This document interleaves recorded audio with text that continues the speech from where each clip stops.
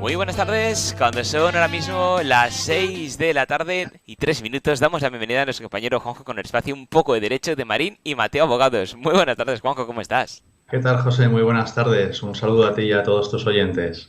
Un placer estar contigo como siempre. Igualmente. Bueno, cuéntanos hoy qué temas vamos a tratar. Pues hoy vamos a tratar el tema de la fianza en el contrato de arrendamiento, que es una figura que todo el mundo ha oído hablar de ella, todo el mundo cree saber bastante sobre ella, Ujú. pero bueno, tiene alguna particularidad que vamos a intentar esta tarde poder aclararla. Perfecto. Bien, comenzamos. Quiero comenzar diciendo que voy a intentar omitir decir muchos artículos, porque realmente a tus oyentes lo que les interesa es, oye, ¿y yo cuándo voy a recobrar la fianza? ¿O cuánto tengo que dar? Entonces voy a intentar explicarlo de un modo muy sencillo, aunque inevitablemente tenga que decir algún artículo, pero bueno, voy a intentar centrarme en realmente lo que quieren los clientes que nos llaman a consultas o que ven tu programa de radio, lo escuchan. Bien, Estupendo. la fianza viene contemplada en el artículo 36 de la Ley de Arrendamientos Urbanos. He dicho que no iba a decir artículos y ya comienzo diciendo artículos. Pero nada, únicamente es este. En el artículo 36 engloba todo. 36.1, 2, 3 engloba todo lo que nos podemos encontrar de la fianza. Y bueno, haciendo nuestras, digamos, las palabras de los tribunales, la fianza viene determinada para garantizar las obligaciones derivadas de un contrato de arrendamiento. Es decir, el arrendatario tiene que prestar esa fianza para que el arrendador tenga una garantía de que se van a cumplir esas condiciones estipuladas en el contrato de arrendamiento y si no una garantía total, por lo menos una mínima garantía de que cuando el arrendatario abandone ese inmueble porque se ha extinguido el contrato, porque se ha resuelto o por cualquier circunstancia, va a poder responder si existe algún impago de renta, de suministros o incluso si el inmueble tiene algún tipo de desperfecto. El prestar fianza por parte del arrendatario es obligatorio. Es decir, ya sea para alquilarlo como vivienda o ya sea para alquilarlo como uso distinto, es decir, para un local comercial, se tiene que prestar una fianza. Y la cantidad a prestar esa fianza, la cantidad variará si es para un arrendamiento de vivienda o si es para un arrendamiento de local comercial, para uso distinto de vivienda, siendo que para el arrendamiento de vivienda será una mensualidad y para uso distinto de vivienda serán 2 mensualidades. Ahora bien, esto es lo mínimo legalmente establecido. Las partes pueden pactar aumentar esa fianza, bien en metálico, o bien prestar una garantía adicional, como puede ser la figura de un avalista. Entonces, si hay un aval, puede esa fianza ser únicamente de un mes, pero te requiere un aval, o incluso esa fianza, pese a ser de un inmueble que se destina a vivienda, puede ser de 2 mensualidades o incluso de 3 mensualidades. Y aquí comenzamos ya con una creencia errónea. Por eso te comentaba a todos tus oyentes que es una figura que se conoce, pero tiene algunas particularidades. Es decir, todos hemos oído hablar, de hecho yo he oído hablar siempre, que cuando se presta fianza para un inmueble arrendado se dan 2 mensualidades. Y si es para un inmueble arrendado, un inmueble amueblado, un piso amueblado, son 2 mensualidades. En cambio, si es un inmueble que no está amueblado, un piso que está vacío, vulgarmente como se dice, es una mensualidad. Pues esto es erróneo. Esto puede derivar del amplio margen que deja el Código Civil para que las partes puedan pactar. El Código Civil indica, en su artículo 1255, pocos artículos más voy a decir, pero bueno, indica que las partes, siempre y cuando no sea contrario a la ley, a la costumbre, incluso a la moral, pueden pactar lo que estimen pertinente. Es decir, el pactar 1, 2 mensualidades o incluso poder pactar que haya un avalista que pueda garantizar que se van a cumplir esas condiciones del contrato, no estamos contraviniendo la ley, ni muchísimo menos. De hecho, ¿por qué normalmente se suelen pactar 2 mensualidades de fianza, de renta para la fianza, si el inmueble está amueblado? Pues evidentemente porque el arrendador quiere tener una mayor garantía. Es decir, no es lo mismo, y eso no se le escapa a nadie, no es lo mismo alquilar un inmueble vacío que alquilar un inmueble amueblado. El arrendador ahí tiene más posibilidades de que quizás el arrendatario pueda destrozar algo, vamos. Ya sabemos lo que es la fianza, ya sabemos cuánto estamos obligados a prestar de esa fianza, incluso ya sabemos si cuando nos piden 2 mensualidades están contraviniendo la ley o no. En este caso, no, como hemos dicho. Bien, pues una vez ya tenemos todo esto, ¿qué tenemos que hacer? Depositarla en metálico, en el caso de la Comunidad Valenciana, a favor de la Generalitat. El tema de la fianza está derivado a las diferentes comunidades. En la Comunidad Valenciana es la Generalitat, otra comunidad evidentemente será otra entidad diferente, pero bueno, y es el arrendador el que tiene que depositar esa fianza. El arrendatario lo que tiene que hacer es dar esta fianza al arrendatario, prestar esta fianza al arrendador, el arrendatario lo que tiene que hacer es prestar esta fianza al arrendador y el arrendador lo que tiene que hacer es depositarla en la Generalitat. El plazo para poderla depositar son 15 días hábiles desde que se suscribió el contrato, desde que se firmó el contrato, o bien serán 30 días. Estos 15 días hábiles se pueden prorrogar hasta los 30 días siempre y cuando en el municipio donde radique el inmueble no haya alguna entidad colaboradora con la Generalitat. El cumplimiento de esos plazos puede conllevar unos recargos, dependiendo si se ha requerido o no se ha requerido al arrendador para que haga el depósito de esta fianza en la entidad, o dependiendo también del plazo en los cuales se ha depositado esta fianza. Pueden ser 3, 6 meses, 12 meses. Entonces, en este caso, los recargos que tienen será del 5, del 10, del 15% e incluso del 20%, con intereses de demora, que actualmente creo que estaban en el 3,75, creo recordar, si le ha requerido la entidad para que deposite esa fianza. Es decir, la Generalitat se entera que hay ahí un arrendamiento, no se ha depositado la fianza, entonces requieren al arrendador para que deposite esta fianza. La documentación que se tiene que aportar para el depósito de la fianza, pues es lo básico, es el contrato de arrendamiento, el recibo de IBI pagado, el modelo 806, que es el modelo de las fianzas, evidentemente cumplimentado, y el justificante de haber realizado el pago en una entidad colaboradora, el depósito en una entidad colaboradora. Si no cumple el arrendador, ya no decimos que ha incumplido el plazo, no, directamente ha incumplido el depósito de la fianza, es decir, han pasado 3, 4, 5 años, no ha depositado la fianza. ¿Qué puede ocurrir? Aparte de la sanción que pueda conllevar, evidentemente, hay una multa. Aparte de los recargos que hemos dicho anteriormente, puede ser multado. Además de ser multado, lo importante es que el arrendatario puede demandarle civilmente. ¿Por qué? Porque no se haya podido desgravar ese arrendamiento, porque una de la documentación que se tiene que aportar para desgravar ese arrendamiento es el depósito de la fianza. Vamos a ver, la actualización de la fianza. Es decir, ya tenemos la fianza, pero ¿qué ocurre? Han transcurrido 5 años si el arrendador es persona física, o 7 si el arrendador es persona jurídica, y hay un contrato que se prorroga. Entonces, en este caso, hay que actualizar la fianza. ¿Cómo se debe actualizar la fianza? Es arrendador y arrendatario los que se tienen que requerir para ello.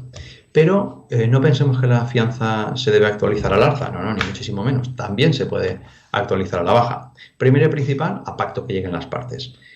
Y otro aspecto que se puede entender es lo que indica el contrato respecto al IPC. Es decir, si el IPC ha subido, pues se podrá actualizar al alza, si ha bajado se podrá actualizar a la baja, pero bueno, esto también lo tienen que decidir las partes. Como digo, el Código Civil les deja amplio margen y la LAO no pone impedimentos a ello, más que lo que estamos diciendo, que sea obligatorio el prestar fianza. Es muy importante tanto que el arrendatario deposite esa fianza como que se actualice esa fianza. ¿Por qué? Porque si no, en este caso, el arrendador tendrá el derecho, o sea, tendrá la posibilidad de resolver de pleno derecho el arrendamiento, el contrato de arrendamiento. Muy bien. Ahora mismo hemos finalizado el contrato, no queremos continuar con el contrato. ¿Qué debemos hacer? Debemos recuperar esa fianza. ¿Y cómo se recupera esa fianza? Es el arrendador el que tiene que solicitar su devolución a la Generalitat. ¿Cómo se tiene que solicitar? Pues hay que aportar una documentación y dependiendo si se ha extraviado algún tipo de documento o no se ha extraviado algún tipo de documento, la documentación a aportar será diferente. Será diferente, pero bueno, no es nada complicado, porque si se ha perdido el justificante de ingreso, pues nada, habrá que pedir un justificante a la entidad donde lo hemos ingresado. Si por cualquier motivo se ha extraviado el contrato de arrendamiento, pues justificante como que hayan estado arrendados, etcétera. Pero bueno, en líneas generales lo que se precisa de nuevo es el modelo 806, que es el modelo de las fianzas, como hemos dicho anteriormente, las fotocopias de los DNIs, el justificante de ingreso de la fianza, como también he dicho, el contrato de arrendamiento y el documento que indique que se ha extinguido este arrendamiento. Se debe aportar esa documentación en cualquier sucursal de la entidad donde se realizó el depósito de la fianza. Nada, simplemente a esperar que devuelvan esa fianza. Ahora bien, ¿cuándo se puede, cuándo el arrendatario puede recibir de nuevo, o cuándo el arrendador tiene obligación de devolver esa fianza al arrendatario? La LAU, la Ley de Arrendamientos Urbanos, tampoco dice nada al respecto. Ahora bien, sí que dice que una vez transcurrido un mes desde la finalización del contrato, esa fianza ya generará intereses. En este caso, generará los intereses legales, que actualmente son un 3%. Entonces, ¿qué ocurre?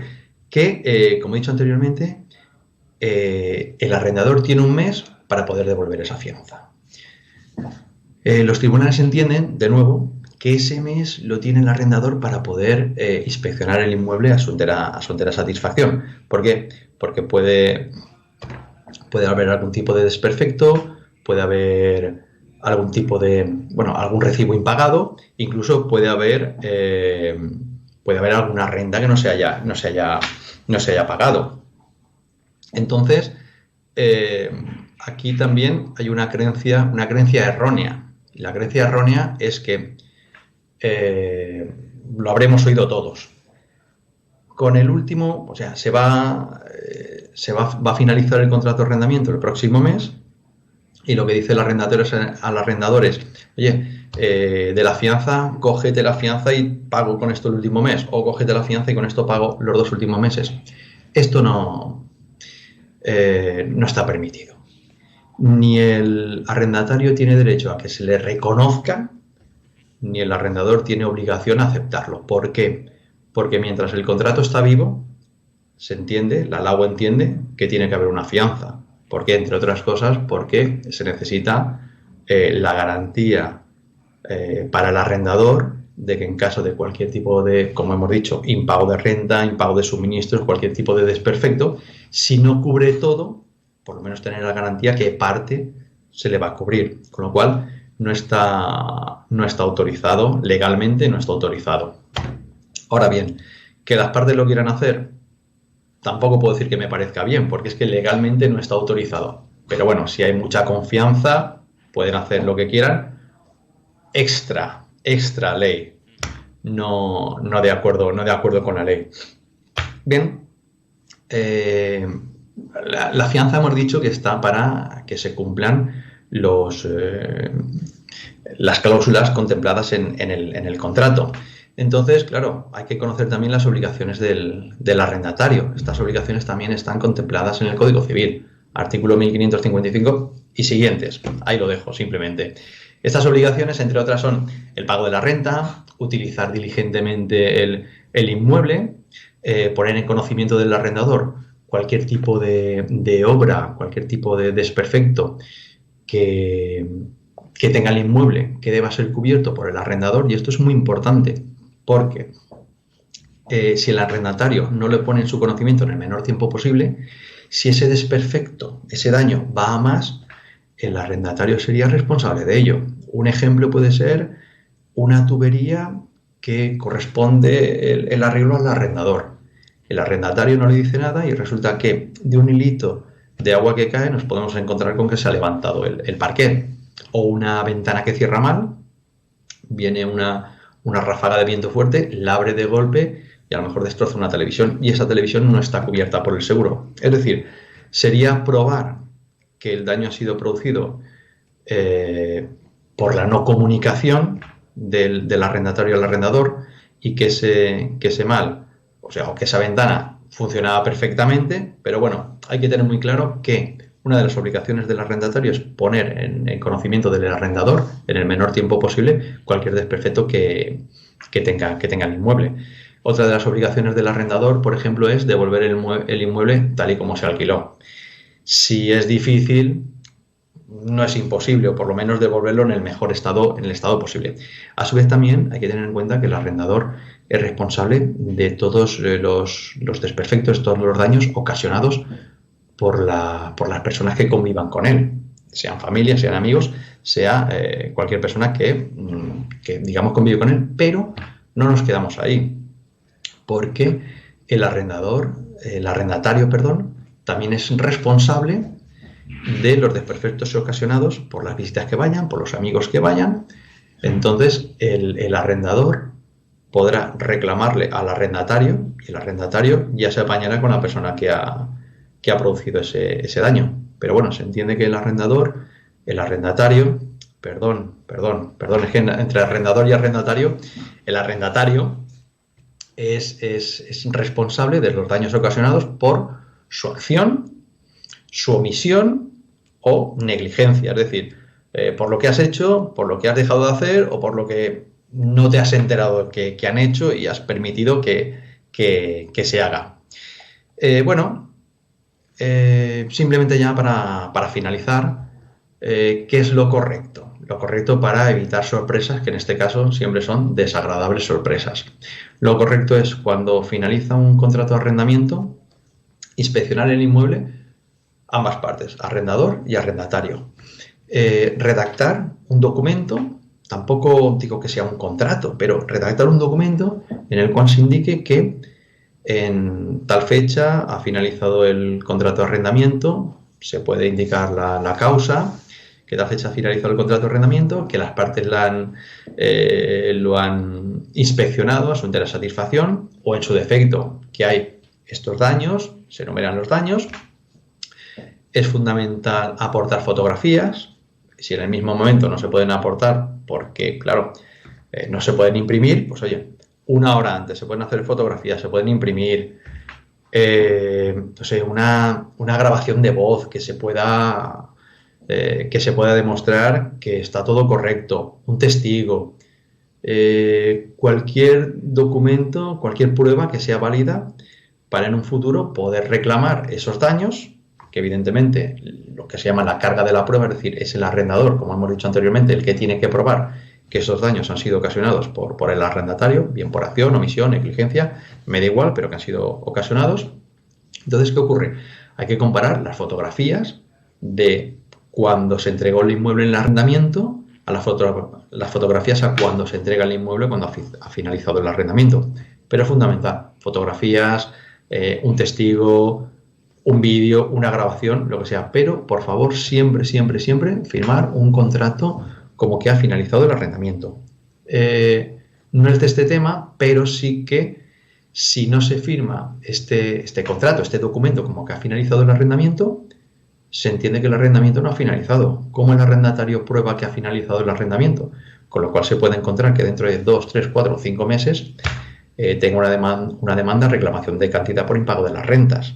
Cuando el arrendatario dice, si yo hace 5 meses que me fui, sí, 5 meses que te fuiste, pero ¿cómo se puede acreditar que tú te has ido de este inmueble? No se puede acreditar de ninguna manera. Entonces, será difícil porque a mí me da igual que estés viviendo en otro inmueble. Claro. Me da igual que estés en otro domicilio, pero realmente yo durante 5 meses no he alquilado el inmueble porque pensaba que estabas tú.